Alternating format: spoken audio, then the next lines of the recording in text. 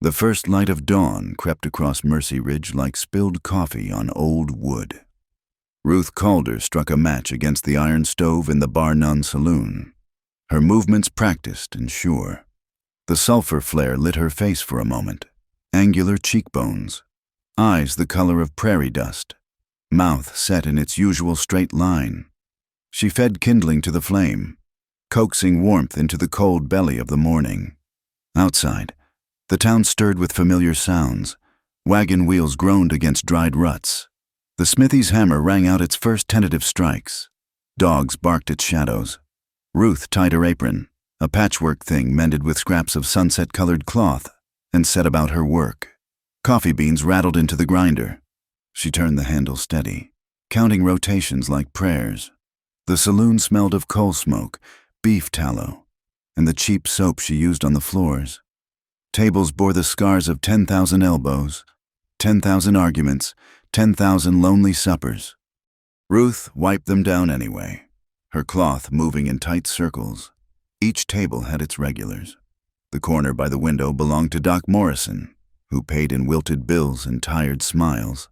The center table drew the ranch hands on Saturdays, their spurs catching on chair legs, their laughter too loud for the space. By the time the sun cleared the feed store roof, Ruth had the coffee brewing proper. The pot whistled its readiness just as the first customers pushed through the doors. Jenkins arrived first, as always, a man who owned the biggest ranch for 50 miles and never let anyone forget it. His boots announced him before his voice did. "Morning, Ruth," he said, settling his bulk into a chair. "Coffee black, and none of that burnt swill from yesterday."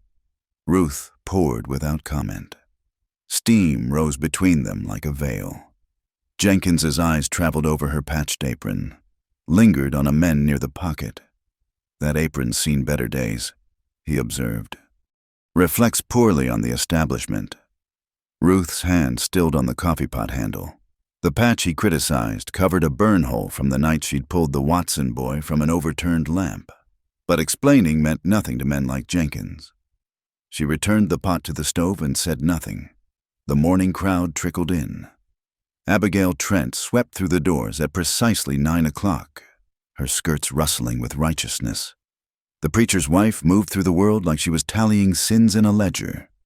Behind her came 3 other women from the Temperance Committee, their faces pinched with the effort of moral superiority.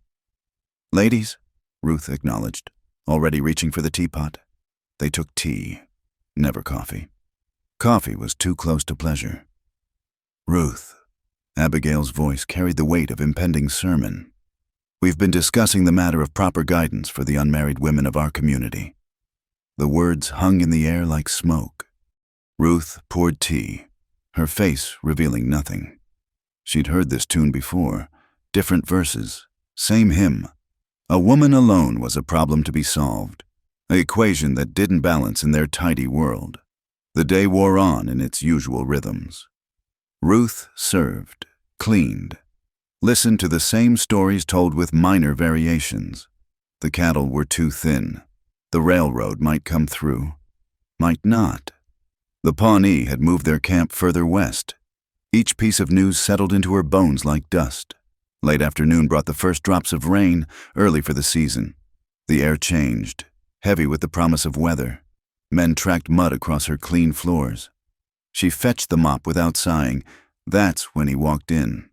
The stranger moved like a man who'd learned to be careful with his body. Tall but not imposing. Lean in the way of someone who'd missed more meals than he'd eaten. Water dripped from his hat brim, pooled at his feet. His eyes, gray as the storm clouds gathering outside, swept the room once, cataloging faces, exits, threats. He chose a table with its back to the wall and a clear view of both doors. Ruth approached with the coffee pot, a question in her silence. "Coffee," he said. His voice carried the rasp of dust and distance. "Black." She poured. His hands around the cup were scarred, capable. He paid with a worn silver dollar, older than most currency that passed through her till when she brought his change. He waved it away. "Keep it." 2 words, but they carried weight, not the casual generosity of a man showing off. but the careful kindness of someone who understood the value of small graces. The saloon filled with the usual evening crowd. Voices rose and fell like tide. Someone started a card game in the corner. Through it all, the stranger sat quiet, nursing his coffee, watching the room with those storm-colored eyes. Jenkins noticed him eventually. Men like Jenkins always noticed what didn't belong. "Haven't seen you before," Jenkins said, his voice carrying across the room. Not quite a challenge, but close enough. The stranger looked up slow, like a man with nowhere urgent to be. Just passing through. Passing through to where? Wherever the work is. Jenkins snorted. Work? What kind of work might that be? The honest kind. Something in the way he said it, quiet but firm, made Jenkins's face redden. The big rancher turned back to his companions, dismissing the stranger with a wave. But Ruth noticed how Jenkins' eyes kept drifting back, wary now. The rain picked up, drumming against the windows. The stranger finished his coffee, set the cup down gentle. When Ruth came to clear it, he spoke without looking up. "Good coffee, best I've had in months." She paused, cloth in hand. Compliments were rare currency in her world, usually coming with strings attached, but his tone held nothing but simple truth. "Thank you," she said. He stood, settled his hat. At the door, he turned back. "Name's Gray." "Ruth," she offered, surprising herself. He nodded once and stepped out into the rain, through the window. She watched him cross the street, his stride unhurried despite the weather. He disappeared into the gathering dusk, but something of his presence lingered, like the warmth of a stove after the fire's gone out. The evening crowd demanded her attention. She served, cleaned, listened, but her hands moved automatic now, her mind elsewhere. When she wiped down the stranger's table, Gray's table, she found herself setting it different from the others. The chair angled just so. The salt and pepper shakers aligned precise. Abigail Trent noticed, because Abigail noticed everything. "That drifter," she said, her voice pitched to Carrie. "Best keep your distance. Ruth, a woman in your position can't afford associations with questionable men." Ruth's hands stilled on the table.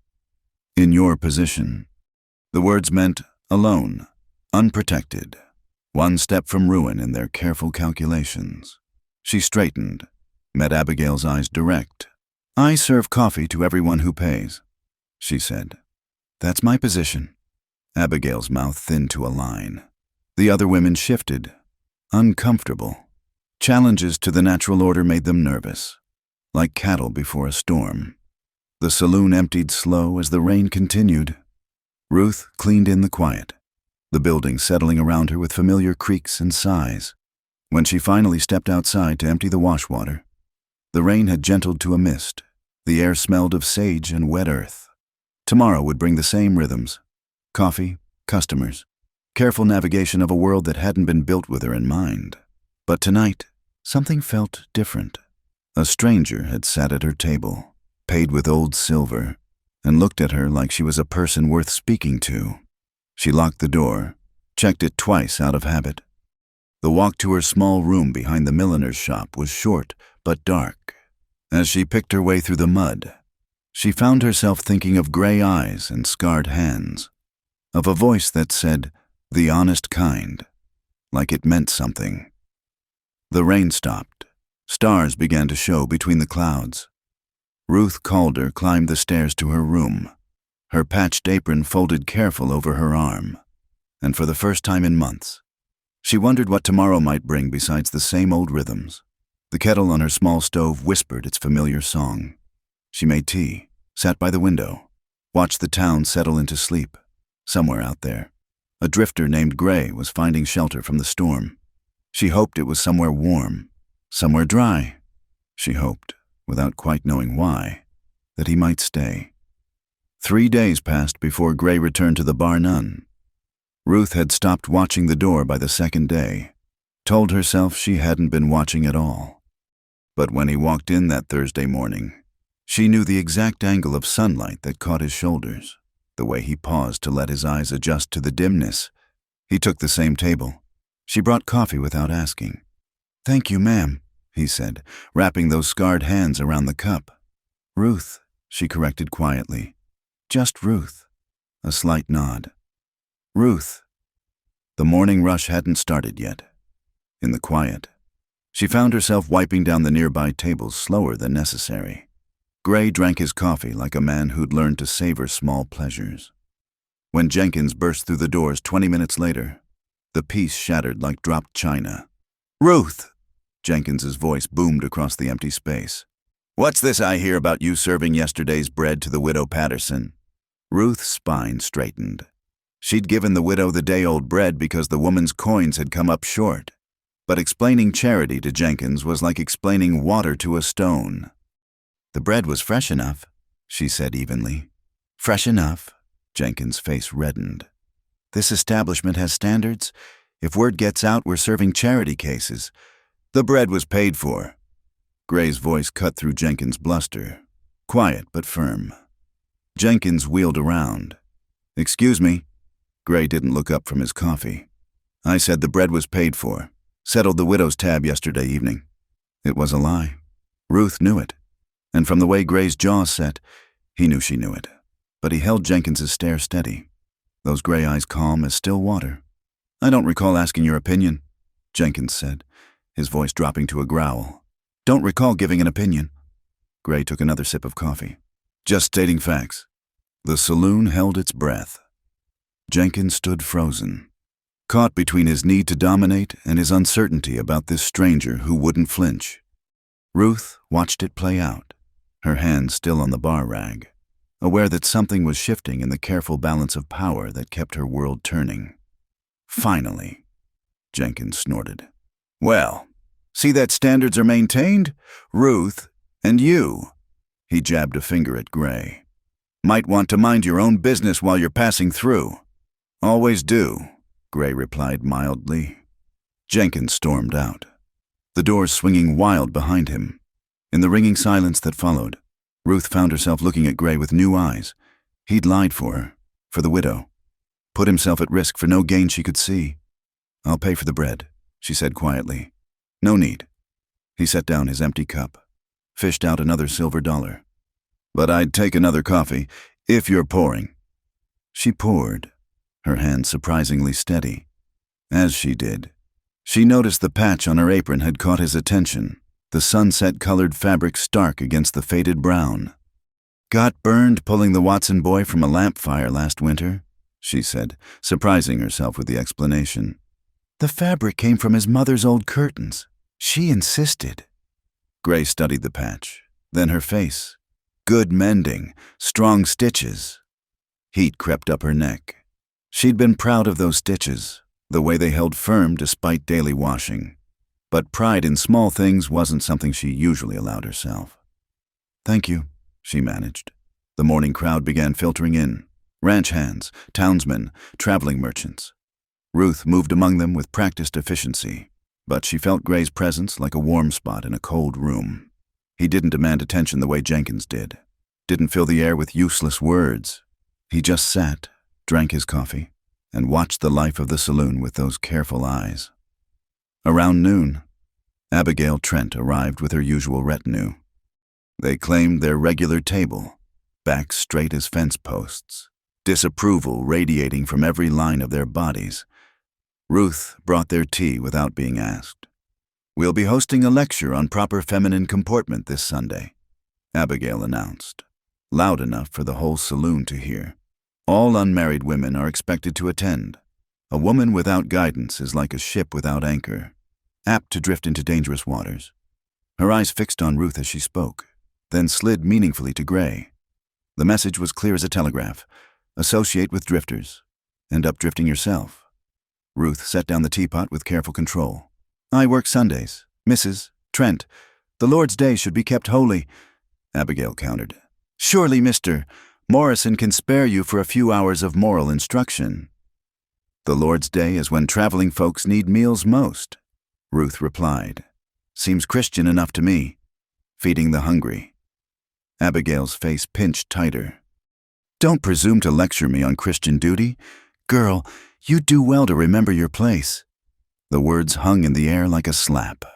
Ruth felt the familiar burn of humiliation, the weight of being forever less than in the eyes of women like Abigail Trent.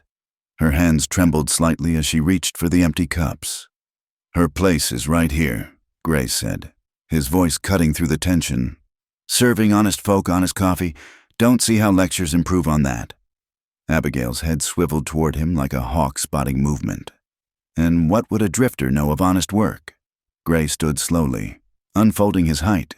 He wasn't trying to intimidate, Ruth realized, just making himself properly visible. "Know it when I see it.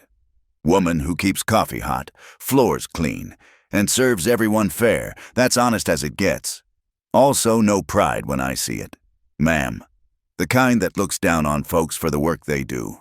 That kind of pride's got a name in the good book, if I recall." The saloon went quiet as a held breath. Abigail's face cycled through shades of red Ruth hadn't seen before. The other temperance women fluttered like disturbed chickens, unsure whether to flee or fight. "How dare you?" Abigail started. "I dare because someone should," Gray interrupted, still calm. "Ruth here works harder than most folks in this town, keeps this place running smooth, serves everyone equal whether they deserve it or not. Maybe instead of lectures, you could try gratitude." He sat back down, picked up his coffee cup like nothing had happened. But something had happened. Ruth felt it in the air, in the way the other patrons suddenly found their meals fascinating, in the way Abigail's mouth opened and closed without sound. Finally, the preacher's wife stood, dignity wrapped around her like armor. "Come, ladies, the atmosphere here has become unsuitable." They swept out in a rustle of righteousness. As the doors swung shut behind them, someone in the corner started a slow clap. Then another joined. Not everyone. Jenkins' crew sat stone-faced. But enough. Enough to matter. Ruth's throat tightened. She turned away, busying herself with clearing the abandoned tea service. Her hands shook now, but for different reasons. "Didn't mean to cause trouble," Gray said quietly when she came to refill his cup. "You didn't cause it," she replied, voice equally low. "Just named it." Their eyes met across the coffee pot. Something passed between them, understanding, maybe, or recognition. Two people who'd learned to navigate the world's sharp edges, finding an unexpected moment of alliance. The afternoon passed in a blur of ordinary tasks made strange by the morning's confrontation. Word spread, as word always did in small towns. By evening, Ruth noticed differences. Some folks met her eyes more directly. Others whispered behind raised hands. The careful balance she'd maintained for years had shifted, and she wasn't sure yet whether it would settle in her favor. Gray stayed through the lunch rush, nursing coffee and eating a simple meal of beans and cornbread. He paid for everything, tipped fair, when he finally rose to leave as the sun started its descent. Ruth found herself by the door, ostensibly adjusting the welcome mat. "Thank you," she said, the words inadequate but necessary. He paused, hat in hand, up close. She could see lines around his eyes, carved by sun and weather. "No thanks needed. Man should speak up when something's wrong. Been quiet too long about too many things." "Still," she insisted, "it cost you nothing to stay quiet. Cost you something to speak." A small smile touched his mouth, the first she'd seen from him. It transformed his face, hinting at the man he might have been before whatever had set him drifting. "Maybe I'm tired of paying the wrong costs," he said. Then, softer, "You stand tall, Ruth. Don't let them make you small." He settled his hat and stepped out into the fading light. Ruth stood in the doorway, watching him walk down the street. A few people nodded to him now. The blacksmith, the Watson boy's father. Small acknowledgments. But in a town like Mercy Ridge, small things mattered. She closed the door, turned back to her domain. The evening crowd would arrive soon, bringing their thirsts and their stories. But something had changed in the Bar None saloon. The air felt different, charged with possibility. At her wash basin, Ruth caught sight of herself in the small mirror, face flushed, eyes bright. She looked like a woman who'd been defended, who'd been seen as worth defending. The feeling was so foreign she almost didn't recognize it. But she did recognize it, and that recognition scared her more than all of Abigail Trent's disapproval, because now she knew what it felt like to have someone stand beside her, even briefly. And knowing that, how could she go back to standing alone? The kettle whistled. Evening approached with all its demands. Ruth tied her patched apron tighter, lifted her chin, and prepared to serve. But for the first time in memory, she wondered if tomorrow might bring more than survival. It might bring Gray back to his table by the wall. It might bring another cup of coffee, another moment of unexpected alliance. It might bring something she hadn't dared name yet, something that felt dangerously like hope. Autumn arrived in Mercy Ridge with its usual lack of ceremony. One day the air smelled of dust and heat. The next it carried the sharp promise of change. Ruth noticed it first in the morning light, how it slanted different through the saloon windows, painting the scarred tables gold instead of white. She was grinding coffee when young Sam Price burst through the doors, his face twisted with pain and panic. "Miss Ruth!" His voice cracked on her name. "My hand, I can't—" Blood dripped steady on her clean floor. The boy cradled his left hand against his chest, a dirty rag wrapped loose around the palm. Ruth set down the grinder, moved swift but calm. "Let me see. Sam." The boy was 11, maybe 12, trying hard not to cry. His father worked the Henderson ranch, mother dead 2 winters back. Ruth guided him to a chair, unwrapped the rag gentle. The cut ran deep across his palm, edges gaping like a mouth. "Caught it on fence wire," Sam gasped. "Pa's gonna tan me good for being careless. Your pa's gonna be glad you're alive," Ruth said, already moving. She kept clean cloth and whiskey behind the bar for such moments. "This'll sting." The morning crowd had started gathering, drawn by the commotion. Ruth felt their eyes as she worked, knew some were cataloging this moment for later gossip. But her hands stayed steady. She cleaned the wound, whiskey sharp in the air, Sam biting his lip bloody to keep from screaming. "You're doing fine," she murmured, the same tone she'd used with spooked horses back when her father lived. "Brave as any man twice your age." Gray appeared at her shoulder, silent as smoke. She hadn't heard him enter. He took in the scene with one sweep of those storm-colored eyes, then moved without being asked. His hands, those scarred, capable hands, held Sam's arm steady while Ruth worked. "Had worse myself," Gray told the boy, voice easy. "See this?" He showed a puckered scar on his forearm. "Bull got me when I was about your age. Thought I was done for." Sam's eyes widened, distracted from his pain. "What happened?" "Learned to be faster than the bull," Gray said, almost smiling. "Also learned that scars make good stories, if you live to tell them." Ruth finished binding the wound, her stitches small and precise. The saloon had gone quiet, everyone watching. She'd done this before, set bones, birthed babies when the doctor was drunk, held hands while fever burned. But always in back rooms, private spaces, never in the open like this, with witnesses. "There," she said, tying off the bandage. "Keep it clean, change the wrapping daily. Come back in 3 days and I'll check it." Sam flexed his fingers experimentally. The binding held. "Thank you, Miss Ruth. I ain't got money. Wasn't asking for any." She helped him stand. "Tell your PA to keep you away from that fence until it's fixed proper." The boy nodded, clutching his bandaged hand like a prize. As he reached the door, he turned back. "You're good as Doc Morrison.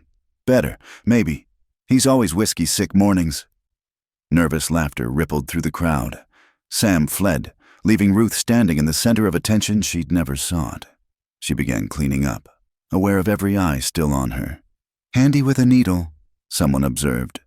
Old Pete from the livery, voice thoughtful. "My Martha could use looking at," another added. "Her cough's been lingering." Ruth's got coffee to serve. Jenkins cut in, his tone sharp. "Not running a charity hospital?" "Man's right," Ruth said, surprising everyone, including herself. "I've got work," But, she paused, choosing words careful. Folks need help after hours. They know where to find me. It was a line drawn in sand, but drawn all the same. She'd help, but on her terms, in her time. The crowd absorbed this, some nodding, others frowning. Jenkins's face darkened like a storm cloud. The moment passed. Morning shifted into noon, but something had opened that couldn't easily close. Throughout the day, people approached her different. Questions about remedies, requests whispered between coffee orders. Ruth navigated it all with her usual quiet efficiency, but inside, she felt the ground shifting beneath her feet. Gray stayed through lunch again. He'd taken to small repairs around the saloon, tightening a loose table leg here, fixing a squeaky hinge there. He never asked permission, just did what needed doing. Ruth found herself watching his hands work, the patient way he coaxed broken things back to wholeness. "You don't have to," she said during a quiet moment. He looked up from the door he was planning smooth. Have to and want to are different things. Why do you want to? He considered the question, running a thumb along the wood grain. Place that serves good coffee deserves good doors. Woman who helps folks deserves help in return. Simple words, but they lodged in her chest like splinters. Ruth turned away before he could see their effect, busied herself with inventory that didn't need counting. That evening, as she was closing up, a soft knock came at the back door. Mrs. Patterson stood there. The widow Jenkins had berated over day-old bread. She carried a bundle wrapped in brown paper. "Heard what you did for the price, boy," she said, pressing the bundle into Ruth's hands. "It's not much, preserves from my plum tree. But I needed to thank someone, and you're always the one. Aren't you? Helping quiet-like." Ruth stood in the doorway, jar of preserves warm in her hands, watching the widow hurry away into the dusk. The weight of being seen, truly seen, sat heavy on her shoulders. "Good preserves, those." Gray's voice came from behind her. She startled, nearly dropping the jar. "Sorry, didn't mean to spook you. You moved too quiet," she said, heart still racing. "Old habit." He stepped into the light spilling from the doorway. "Walk you home?" Ruth hesitated. In a town like Mercy Ridge, being seen walking with a man after dark meant something. But then, everything meant something here. Every choice carried weight. "All right," she said. They walked in comfortable silence, their footsteps matching without effort. The evening air smelled of wood smoke and coming rain. Ruth found herself noticing things. How Gray shortened his stride to match hers. How he walked on the street side without making a show of it. "You've done doctoring before," he observed. Not a question. "My mother taught me, before she passed. Said women needed to know healing, especially out here where doctors are scarce or unreliable. Smart woman. She was." Ruth pulled her shawl tighter. "Also said healing was best done quiet, without fuss. Draw too much attention and folks start expecting miracles or seeing devils." Gray made a sound that might have been agreement. They'd reached the stairs to her room. Ruth stopped, uncertain how to end this unexpected escort. "About earlier," Gray said. "With the boy. You did good. I did what was needed. Same thing, in my book." He touched his hat brim.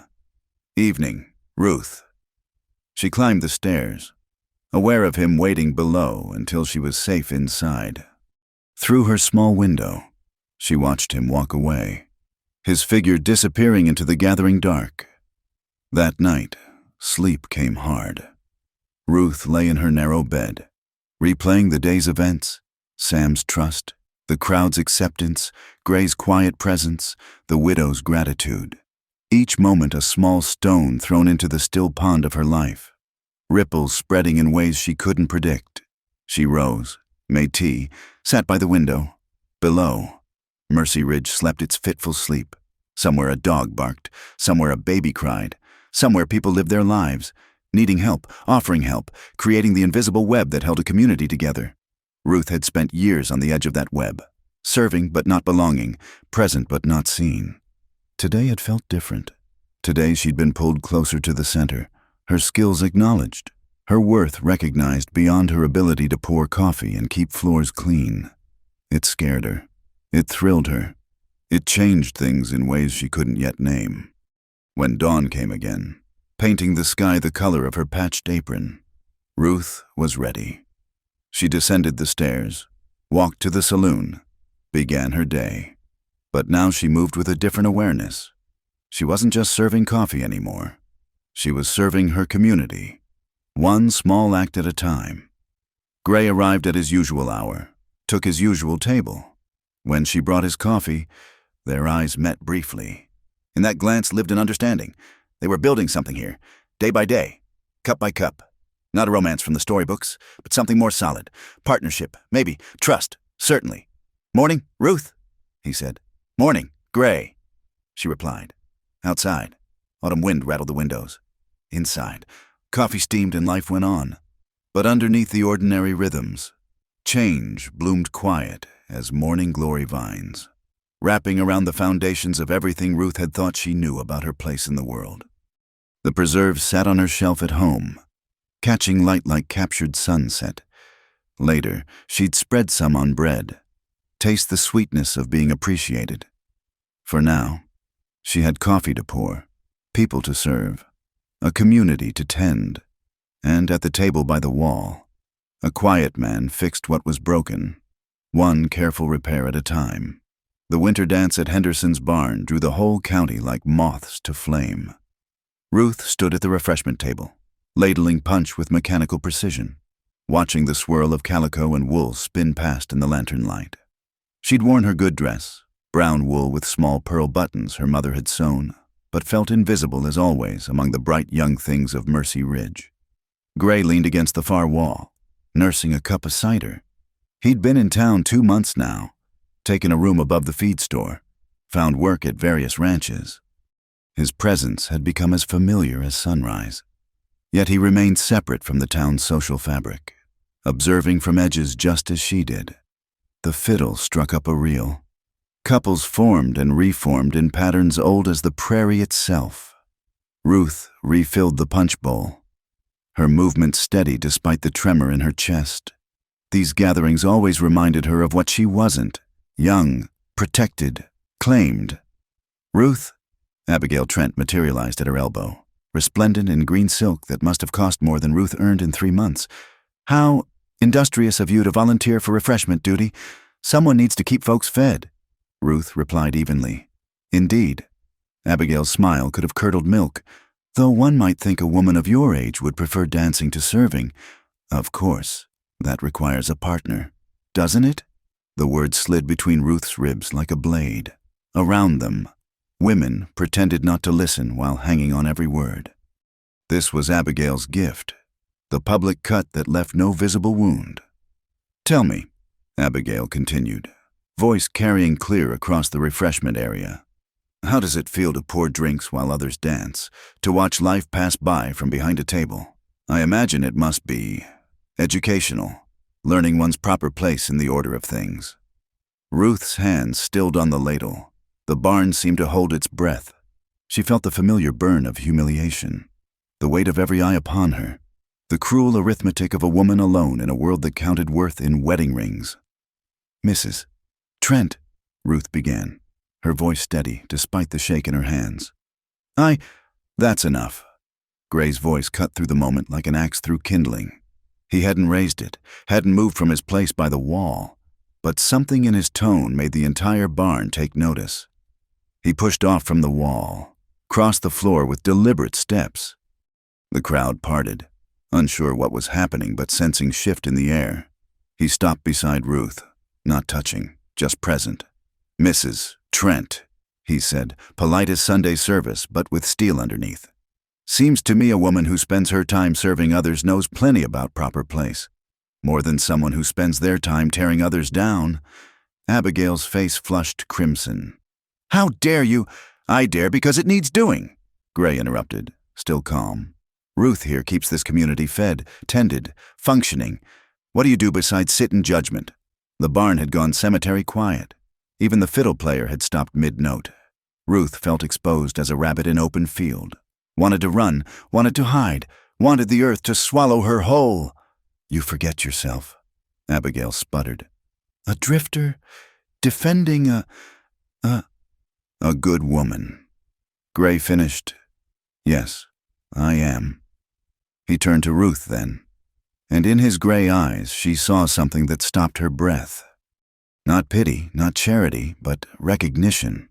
One person seeing another clear. Ruth, he said, gentle now, would you honor me with a dance? The question hung in the air like a challenge to the universe itself. Ruth's throat closed. Dance with him? Here? Now? After what had just happened? But his hand was extended, patient and sure. Around them, the crowd waited. This was a moment that would be told and retold, shaped and reshaped in the telling. The spinster and the drifter, the server and the stranger. Ruth set down the ladle with careful precision, wiped her hands on her apron. Then, with the courage of someone who had nothing left to lose, she took off the apron entirely, folded it neat, and placed her hand in his. I would, she said. They walked to the dance floor through a corridor of shocked faces. The fiddle player, bless him, had the sense to start a waltz, something slow, something that didn't require the complicated steps of youth. Gray's hand settled light on her waist, proper distance maintained, but steady as stone. They began to move. Ruth hadn't danced in years, but her body remembered. 1, 2, 3. 1, 2, 3. The ancient rhythm of connection. Gray led with the same quiet competence he brought to everything, making her feel graceful despite her work-rough hands and plain brown dress. Breathe, he murmured, just for her. You're doing fine.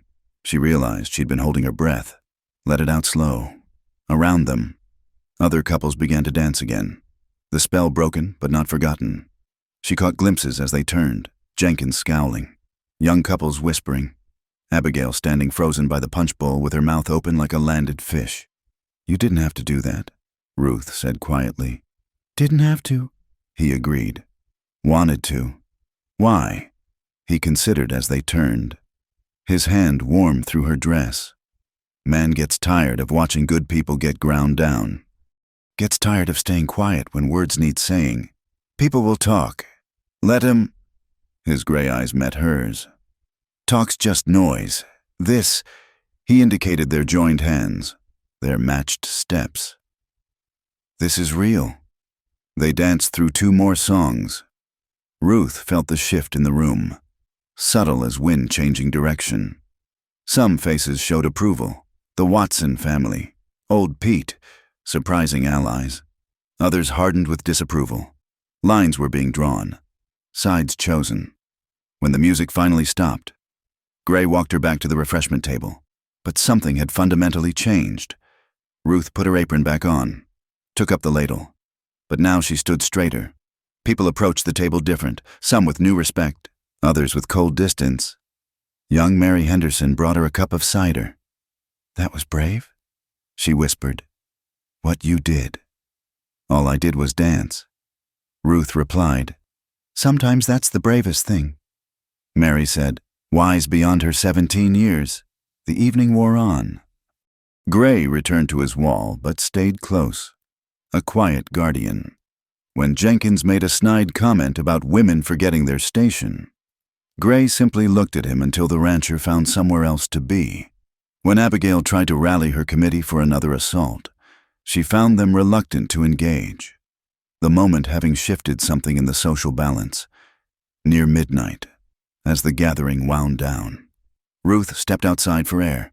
The December night bit sharp. Stars scattered like spilled salt across the black cloth of sky. She heard the door open behind her, knew without looking it was Gray. Thank you, she said to the stars, for speaking up, for the dance, for... She gestured helplessly. All of it. No thanks needed between friends, he said, coming to stand beside her. Friends. The word settled into her chest, warm and solid. Is that what we are? Seems like... He paused. Unless you'd rather not be associated with a troublemaking drifter. You're not a drifter anymore, she pointed out. Drifters don't fix doors and mend fences and defend women at dances. What am I, then? She turned to look at him.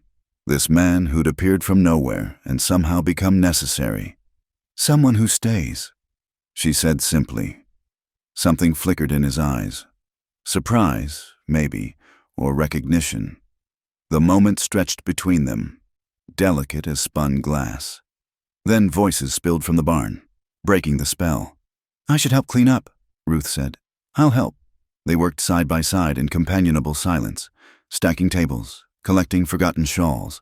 Others worked around them, and Ruth noticed the new dynamic, how some included them easy in conversation, while others created careful distance. The social fabric of Mercy Ridge had been rewoven tonight, and she wasn't sure yet what the new pattern would look like. But as she walked home, Gray escorting, always careful of propriety even after defending her, Ruth found she didn't care as much as she might have yesterday. She'd danced tonight. She'd been defended. She'd been seen as worth defending. At her stairs, Gray touched his hat. Sleep well, Ruth. Gray, she called as he turned to go. He paused, patient. What you did tonight, it'll make things harder for you here, with Jenkins, with others. His smile was visible even in the darkness. Been in harder places. Besides, he added, some things are worth the trouble they bring.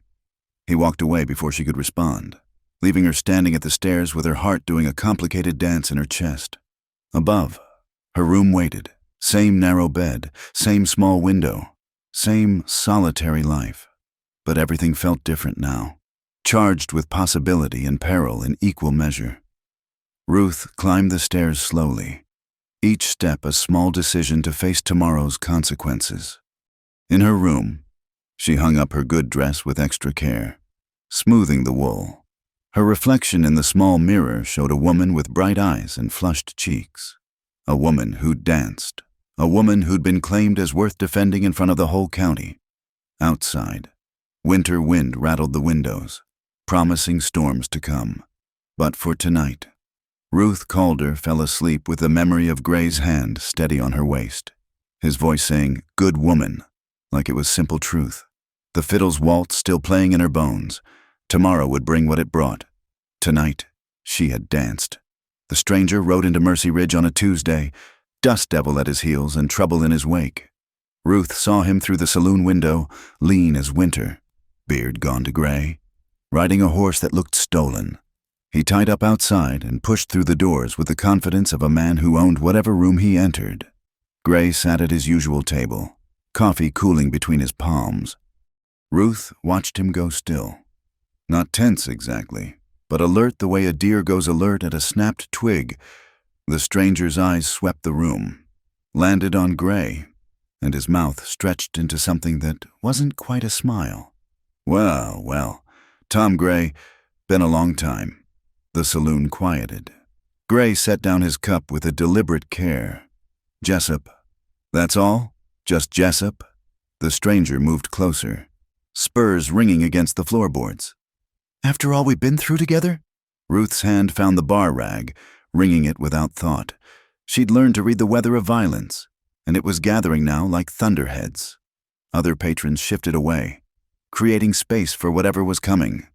That was a different life, Gray said, voice level. Was it now? Jessup pulled out a chair, reversed it, sat with his arms crossed over the back. Funny thing about different lives, they got a way of catching up. Boy's been wondering where you disappeared to after that business in Colorado.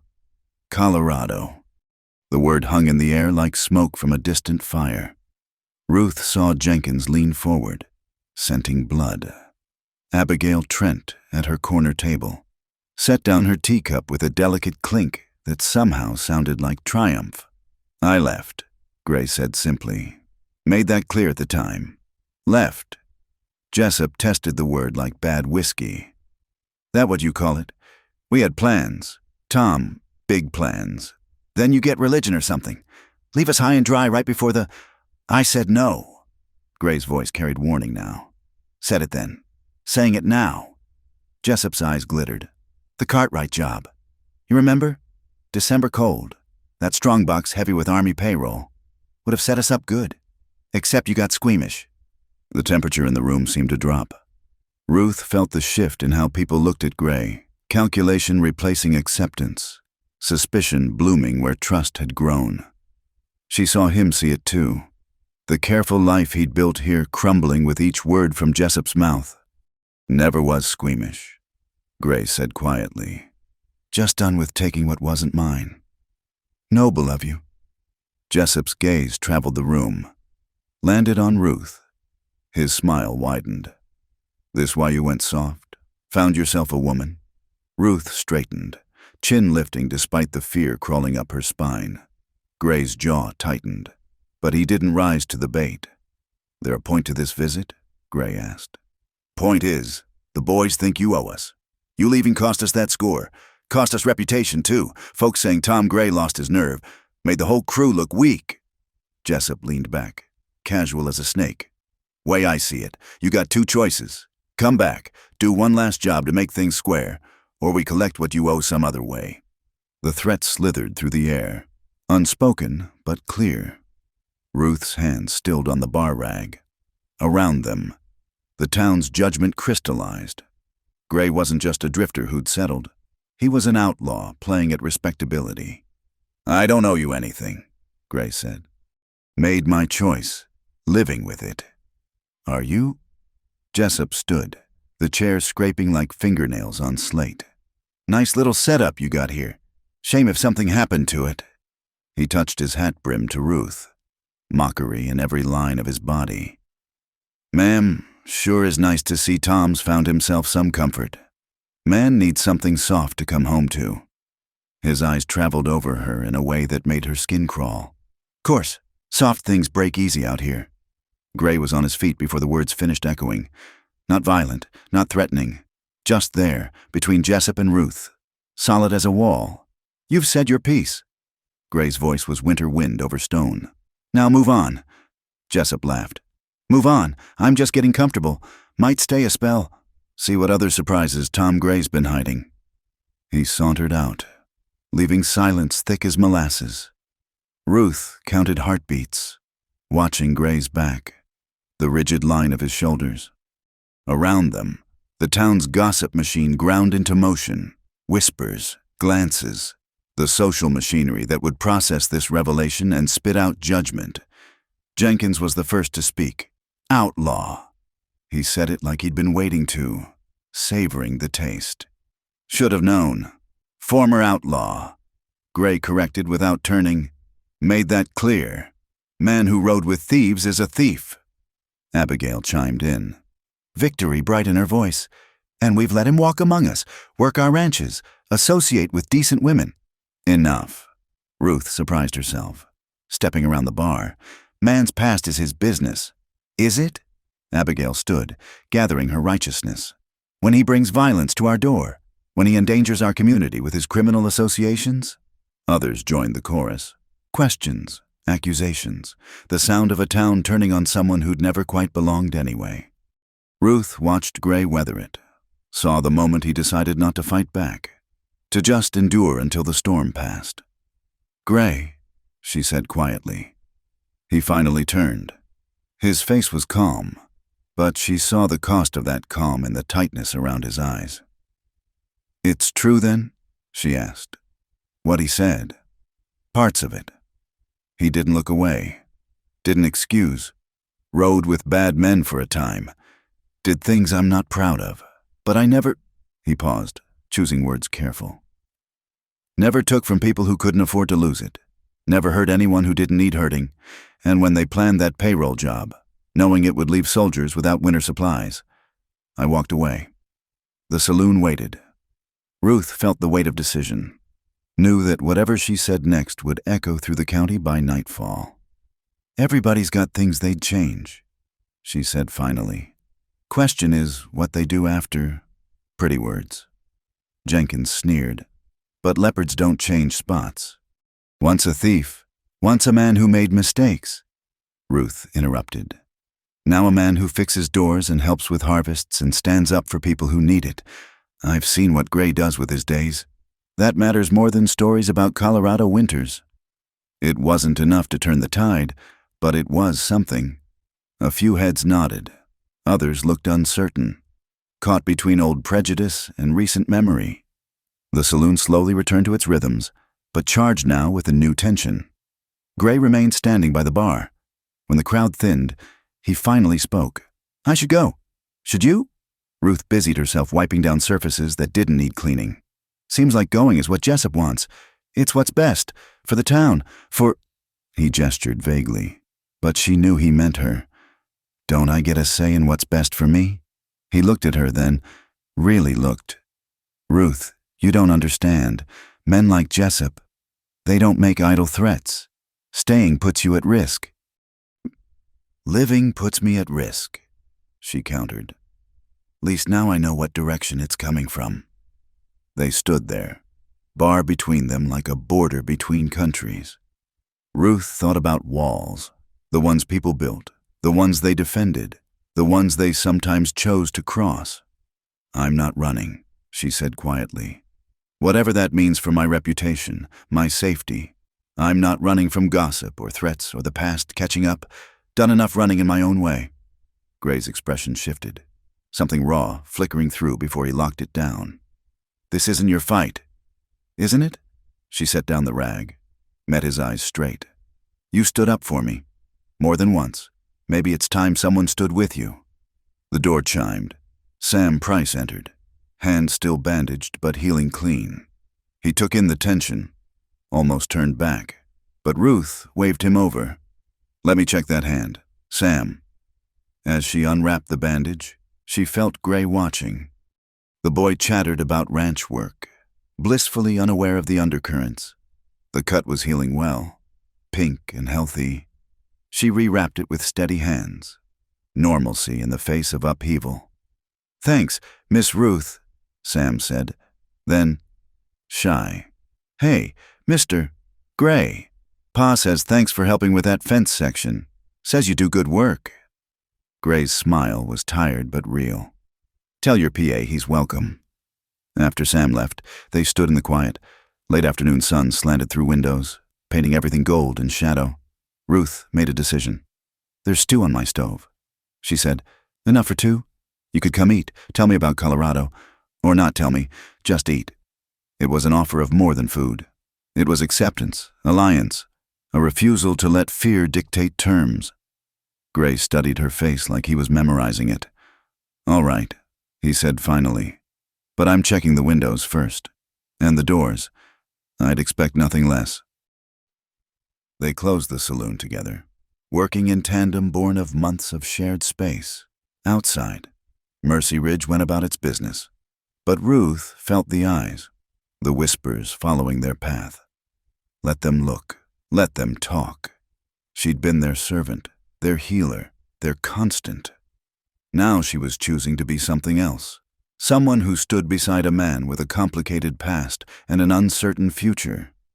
At her small room, Gray did indeed check the windows, test the lock. Ruth heated stew, sliced bread, moved through domestic rituals made strange by his presence. When they finally sat across her small table, she said, "You don't have to tell me anything. I know." He stared into his bowl like it held answers. "But you should know what you're standing beside." So he told her. Not everything. She sensed, but enough. Wrong turns taken young. Hungry winters that made bad choices seem reasonable. The slow realization that he was becoming someone he didn't want to be.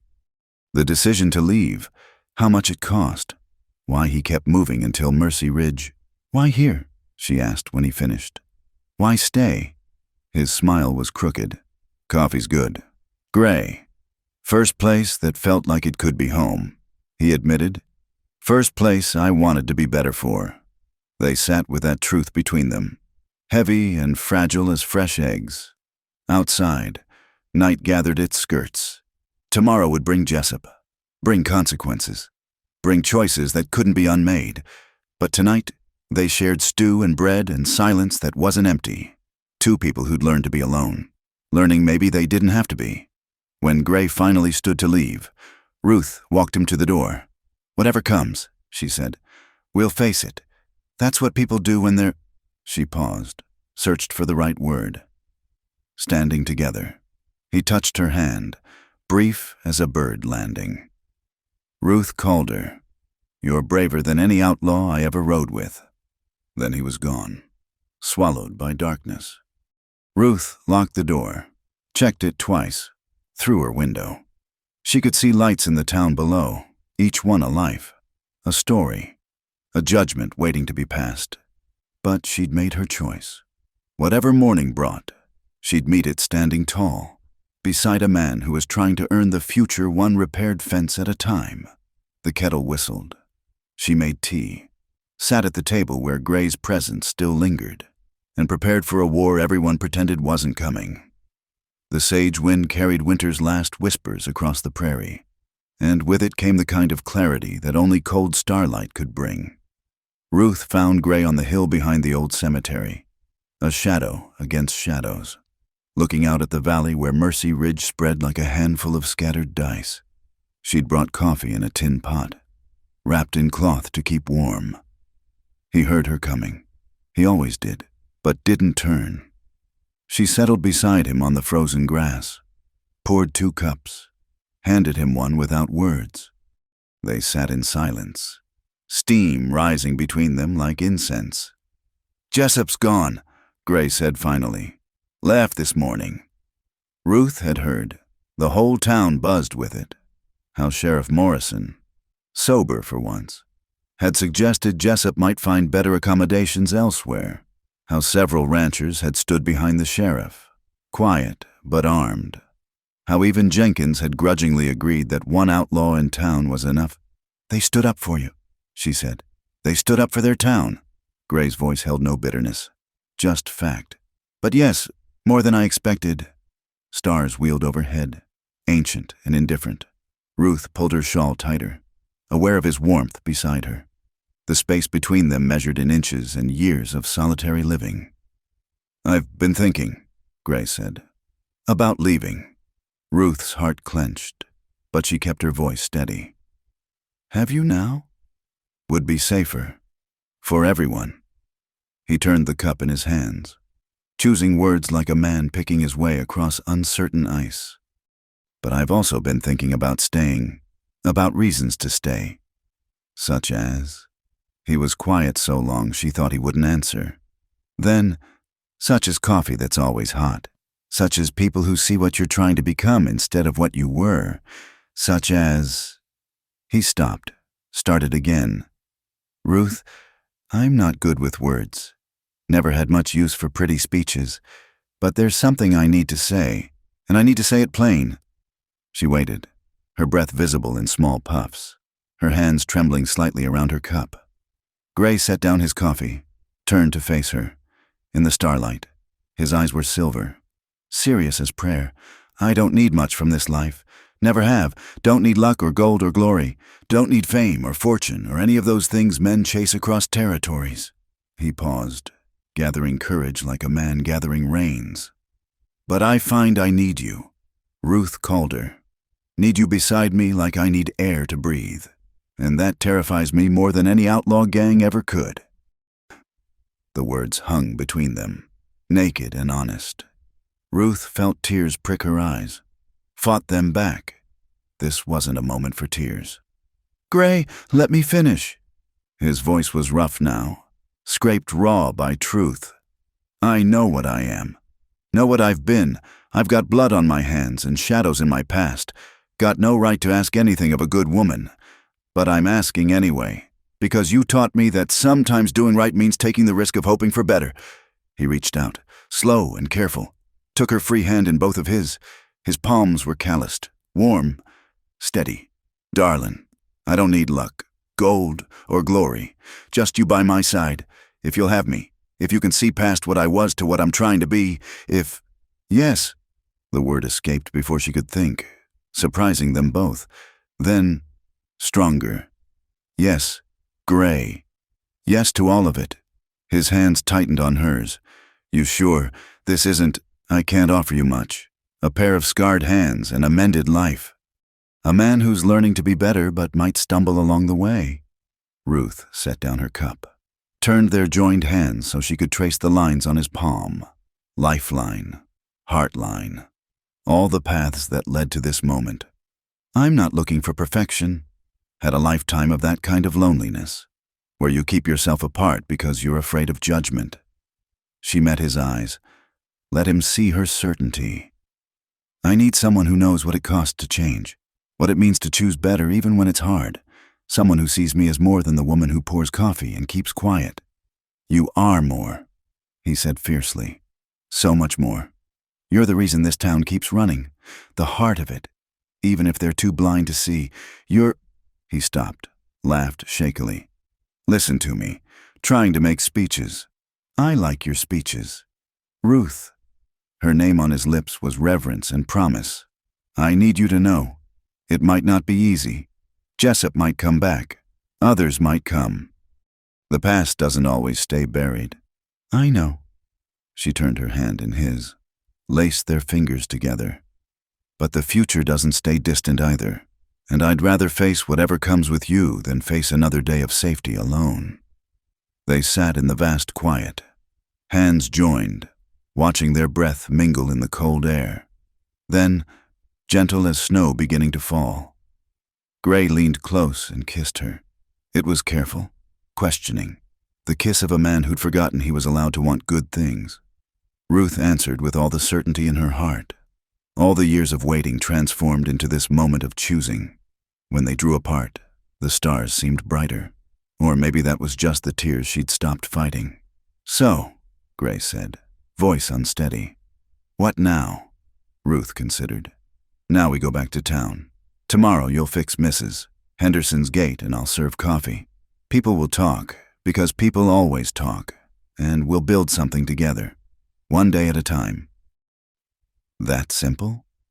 That simple. She squeezed his hand. You need a home. I need a partner. We both need someone who sees us clear. Seems like good foundation to me.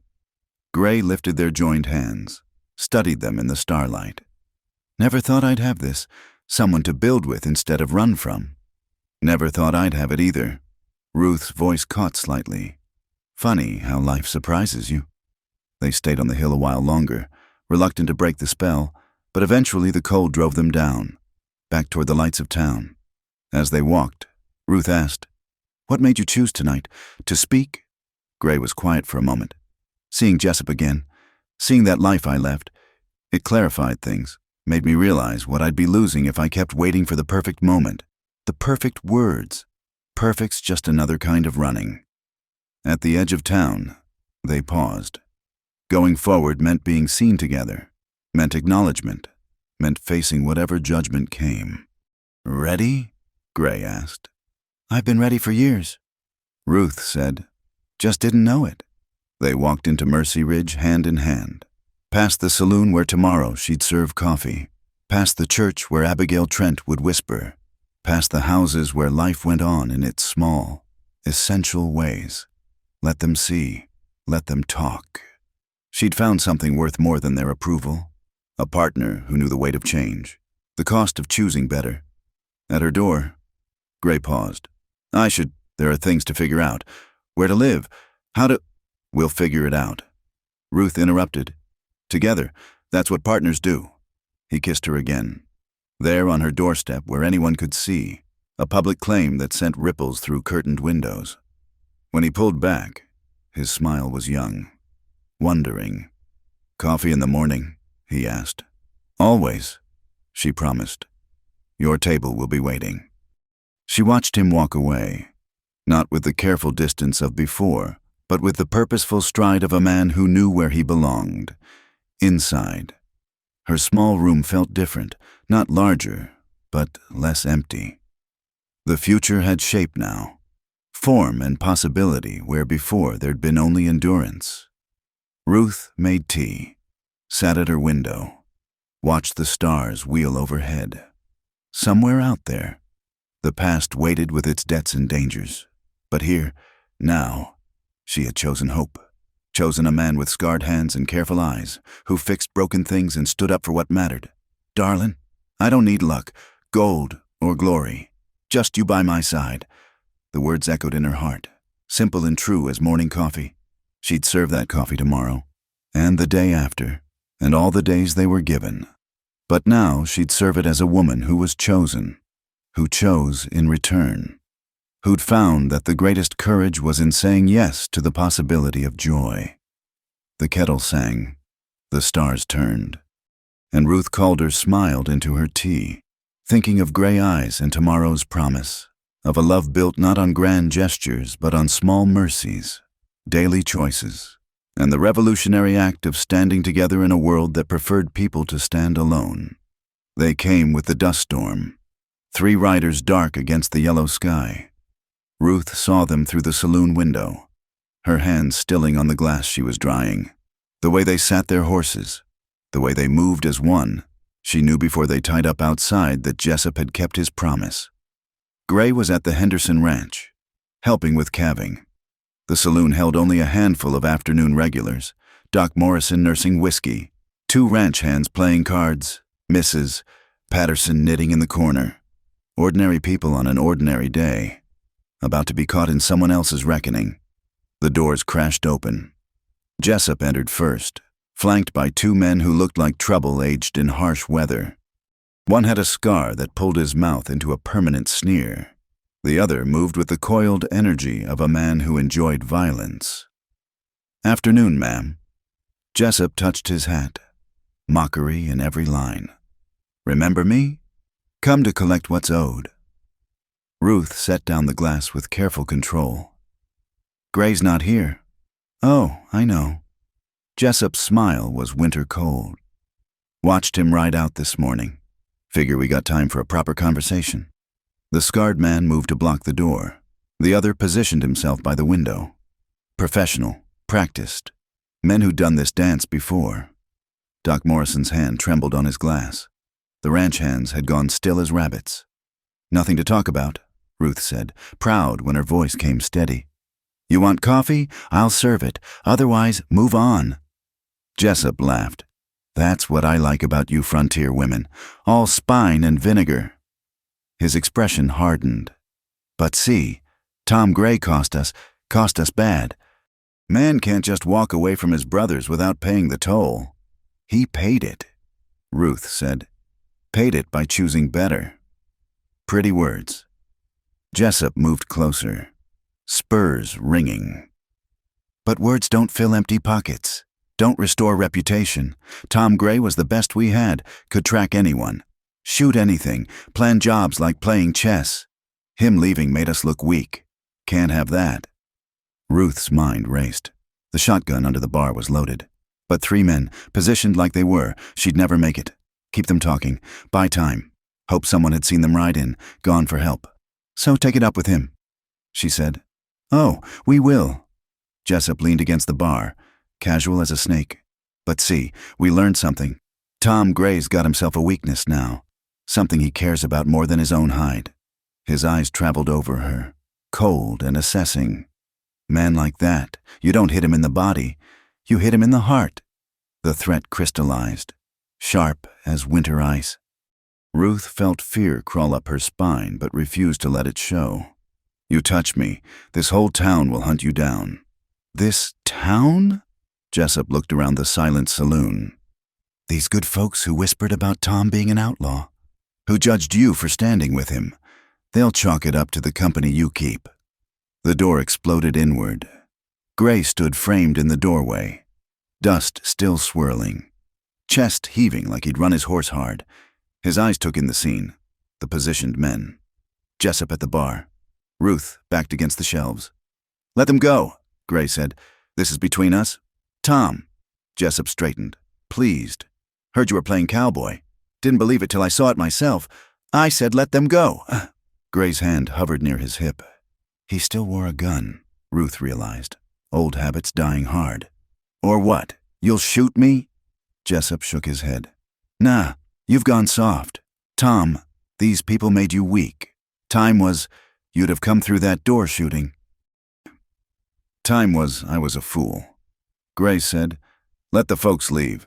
Jessup, then we'll settle this." Jessup considered, then nodded to his men. "Why not? Let them run tell the tale." He raised his voice. "Everyone out. This is private business." The ranch hands scrambled for the door. Misses. Patterson gathered her knitting with shaking hands. Doc Morrison hesitated, looking between Ruth and Gray. "Doc," Gray said quietly. "Go on." When the doctor shuffled out, Jessup smiled. "See, even he knows better than to stand with you. Just leaves your woman here." He drew the word out, tasting it. "Your woman. Never thought I'd see Tom Gray tied down." "Ruth, go," Gray said, not looking at her. "No." She moved from behind the bar, stood in the center of the room. "I'm not leaving. Ruth, I said no." She faced Jessup, chin high. "You want to hurt him through me? Then look me in the eye while you do it. See who you're destroying to prove a point." Something flickered in Jessup's expression. Surprise, maybe, or a shadow of respect. The scarred man shifted uneasily. Violence against men was one thing. Violence against a woman who wouldn't run was another. "Brave," Jessup acknowledged. "Stupid, but brave." He turned back to Gray. "This is what you chose? This life, her?" "Every day," Gray said simply. "And twice on Sundays." "Then you're a bigger fool than I thought." Jessup's hand moved toward his gun. "But at least you'll die a fool in love." The moment stretched taut. Ruth saw Gray's muscles coil, saw Jessup's weight shift, saw death dancing in the dusty air between them. Then, "That's enough." Abigail Trent's voice cracked like a whip from the doorway. She stood there in her green silk, parasol in hand like a weapon. Behind her crowded half the town, Jenkins, the sheriff, ranch hands, even the barber, all armed, all grim-faced. "Mrs. Trent," Jessup said slowly. "Didn't expect you to take sides in this." "I'm not taking sides," Abigail said crisply. "I'm protecting my town. We may have our differences, but Mercy Ridge stands together against outside threats." She looked at Gray, something almost like apology in her eyes. "All of us. Even for an outlaw?" Jessup asked. "Former outlaw," Jenkins corrected. "Surprising everyone. Man's been straight since he got here. Works hard, pays fair. That counts for something." The balance had shifted. 3 against 1 had become 3 against many. Jessup's men looked to him, uncertain. Violence was one thing when the odds favored them. This was something else. "You'd stand with him?" Jessup asked the crowd, knowing what he was. "We know what he is," Sheriff Morrison said, steadier than Ruth had seen him in years. "Question is, you going to make us prove it?" Jessup's jaw worked. Ruth watched him calculate odds, measure commitment, weigh pride against survival. Finally, he stepped back. "This isn't over, Tom." "Yes," Gray said quietly. "It is. I'm done running from what I was, done paying for it too. You want to come at me, come. But know that I've got something now I didn't have then. Got people, got purpose, got—" His eyes found Ruth. "Got reasons to fight instead of run." Jessup studied him for a long moment. "You really have gone soft." "No," Gray said. "I've gone strong. Just took me a while to learn the difference." The standoff held for another heartbeat. Then Jessup laughed. Short, bitter. "Maybe you have it that." He motioned to his men. "Let's go. Nothing for us here but farmers and shopkeepers." They left slowly, deliberately, making clear it was choice, not fear. The town watched them mount up, watched them ride out, watched until the dust of their passing settled. Only then did the collective breath release. "Well," Abigail said briskly, "I believe I need tea. Ruth?" It was an olive branch, extended publicly. Ruth nodded, moved to prepare the service. Her hands shook now, delayed reaction making her clumsy. Gray was there suddenly, steadying her, his presence solid as earth. "You should have run," he murmured. "You should have known I wouldn't," she replied. Around them, the town filed back into the saloon. Not everyone. Some would never accept Gray fully, but enough. They ordered drinks, spoke in low voices, created a protective circle of ordinary life. Sheriff Morrison produced a bottle of good whiskey, poured shots for any who'd stood ready to fight, To Mercy Ridge, he toasted, and to folks who choose to be better than they were. Glasses raised, clinked, emptied. Ruth served tea to Abigail, who took it with a nod that might have been approval. The afternoon light slanted gold through windows that somehow hadn't broken. Life resumed its rhythm, forever changed, but continuing. Later, as evening painted the sky purple, Ruth found herself alone with Gray in the storeroom. He was checking the back door, always checking now, always careful. "They stood up for you," she said. "The town, they stood up for us," he corrected. "For what we're building." She moved into his arms, felt him solid and real, and hers. "No more running?" "No more running," he confirmed. "Whatever comes, we face it here, together." She believed him, believed in the town that had surprised them both. In the future they were earning one day at a time, in the love that had grown not from pretty words, but from standing together when standing alone would have been easier. Outside, Mercy Ridge settled into evening. Lamps lit windows. Families gathered for supper. The bar none would open for the evening crowd soon, and Ruth would serve, and Gray would fix what needed fixing, and life would go on. But first, in the quiet of the storeroom, they held each other. Two people who'd learned that strength wasn't in standing alone, but in choosing who to stand beside. The past might come calling again. It had that habit. But now they had answer ready. This life, this love, this town that had finally decided they were worth defending. It was enough. More than enough. It was home. Spring came to Mercy Ridge with white blossoms and hope renewed. The apple trees behind the church burst into bloom overnight, as if the earth itself had decided on celebration.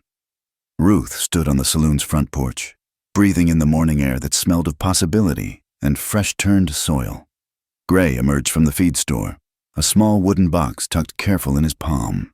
He'd been mysterious about his errands lately, disappearing for hours with Sam Price, who'd become his eager apprentice in all things carpentry.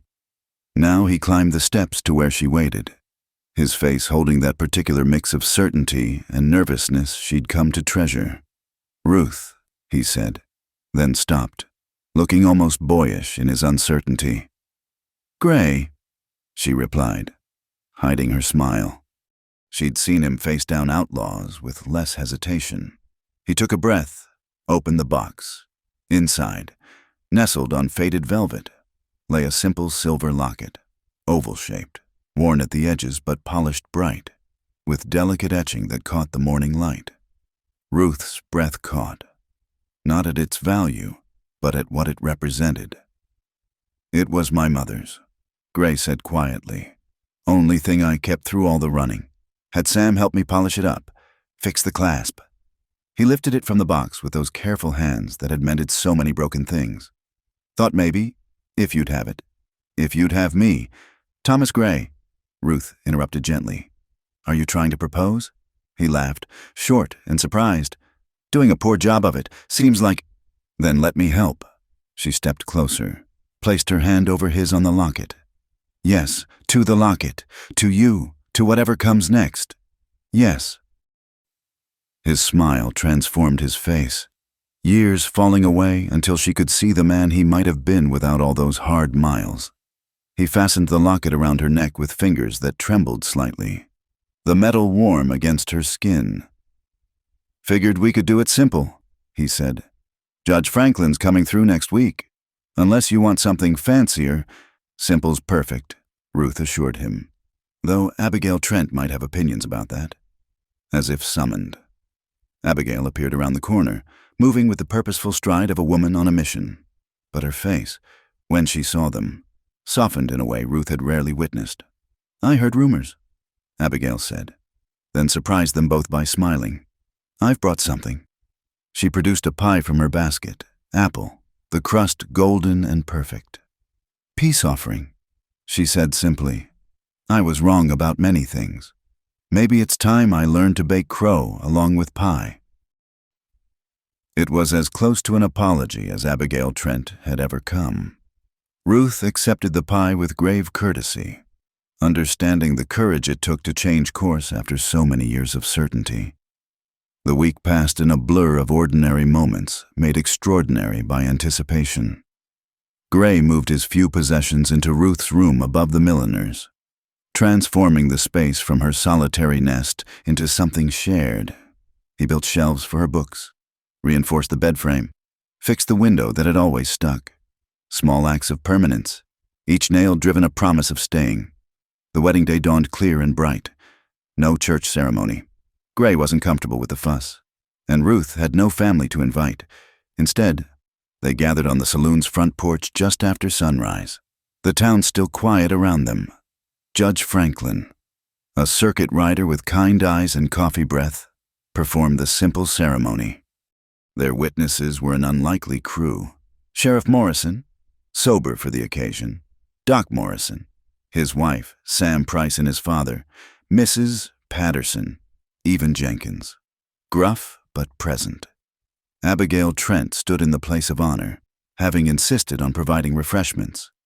The town's judgment had shifted over the winter, reshaped by small acts and daily choices, until even the holdouts had to admit that Gray and Ruth had earned their place. "Do you, Thomas Gray, take this woman to be your lawfully wedded wife?" Judge Franklin intoned. "I do," Gray said, his voice carrying the weight of a man who understood vows. "Do you, Ruth Calder, take this man to be your lawfully wedded husband?" "I do," Ruth said, feeling the words settle into her bones like truth. They exchanged rings, simple bands Gray had fashioned from melted silver dollars, another transformation of past into future. When Judge Franklin pronounced them married, Gray kissed her careful and thorough, right there in front of everyone, sealing not just their union but their place in the community that had chosen to embrace them. The celebration was quiet but genuine. Coffee and pie on the porch, stories shared, laughter that came easier now. As the sun climbed higher, people drifted away to their daily work, but not before each offered congratulations. Welcome, acceptance. That evening, in their room that smelled of new wood and old dreams, Ruth and Gray sat by the window watching the town settle into night. The locket lay warm against her throat, catching lamplight when she moved. "Never thought I'd have this," Gray said, his arm around her shoulders. "A home, a wife, a place to belong." "Never thought I'd have it either," Ruth admitted. "Figured I'd pour coffee till my hands gave out, then fade away unmourned." "You'd have been mourned," Gray said firmly. "This whole town would have ground to a halt without you. Just took some of us a while to see it clear." They sat in comfortable silence, watching stars appear one by one. Below, the bar. None stood ready for tomorrow's customers. Gray had reinforced the doors, fixed every squeaky board, made it stronger than before. Like everything he touched, Ruth thought, like her. "What now?" she asked. "Now we live," Gray said simply. "We serve coffee and fix fences and help where we can. We build something day by day, choice by choice. We show folks that change is possible, that the past doesn't have to own you forever. That's all." He smiled, pressed a kiss to her temple. "That's everything." And it was. In the months and years that followed, their life together became part of Mercy Ridge's rhythm. Gray took on more carpentry work, his reputation for honest labor spreading through the county. Ruth continued serving at the Bar None, but now she also tended the sick openly, her healing knowledge finally welcomed instead of whispered about. They started a small garden behind the saloon, vegetables and herbs growing in neat rows. The children who'd once run wild learned to help tend it, earning coins and cookies for their work. Sam Price became Gray's official apprentice, learning not just carpentry but the harder lessons of choosing right over easy. Abigail Trent, in the way of reformed judges, became Ruth's fiercest advocate. The Temperance Committee shifted focus from moral scolding to practical help, organizing barn raisings, supporting widows, creating the community they'd always claimed to want.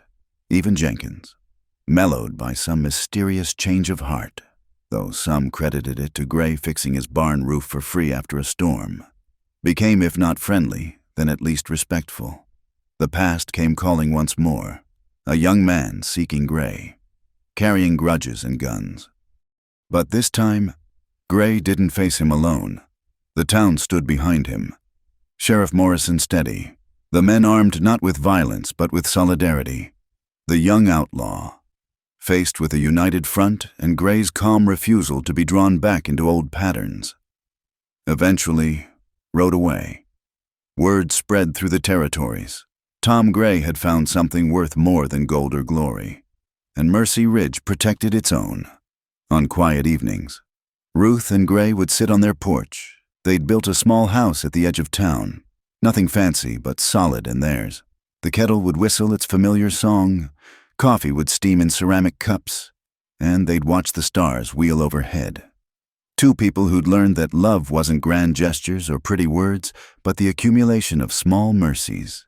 Coffee always hot, doors that didn't stick, someone to stand beside when the world got hard. "Darlin," Gray would sometimes say, echoing that night under the stars. "I still don't need luck, gold, or glory. Just you by my side." And Ruth would smile, her hand finding his, the locket warm against her skin. "Good thing," she'd reply, "since that's all I've got to offer." But they both knew better. What they'd built, trust, partnership, a place in the world, was worth more than all the gold in California. They'd learned that redemption came not in dramatic moments, but in daily choices. That love grew not from perfection, but from seeing each other clear and choosing to stay anyway. The kettle sang, the stars turned, and in a small town on the edge of forever, two people who'd thought themselves too damaged for happiness proved that sometimes. The best stories were the ones where ordinary people did extraordinary things, stood up, spoke truth, chose love, and built home one board at a time. Thank you for listening to this Wild West love story. I hope Ruth and Gray's journey touched your heart as much as it touched mine to tell it. Where are you listening from? Leave a comment below and let's connect across the miles, just like the communities of the Old West. Don't forget to subscribe to From Wild West channel and share your thoughts about this tale of redemption, courage, and the kind of love that's built one small choice at a time. Until next time, partners.